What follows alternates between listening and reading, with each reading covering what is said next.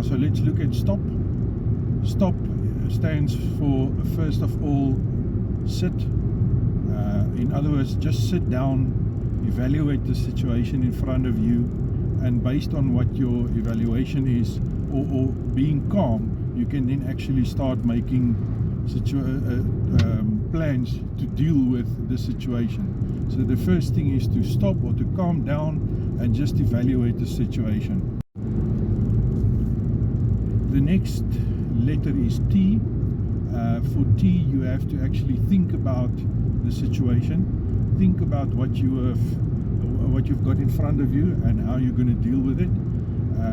Get all the relevant information of the situation, and then once you've got all the information available, you then actually start making start thinking about what you have to face.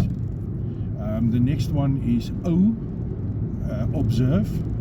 Gather the rest of the situation or the information surrounding the situation.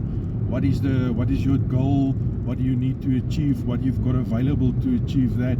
And then you actually have to just observe and take all of that in. And then the last one of stop is the P, which is plan.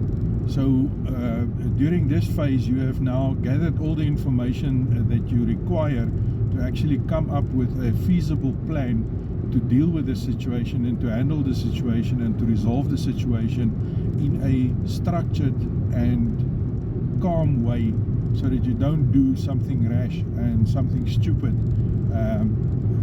and you don't get forced into any situation that you don't want to handle.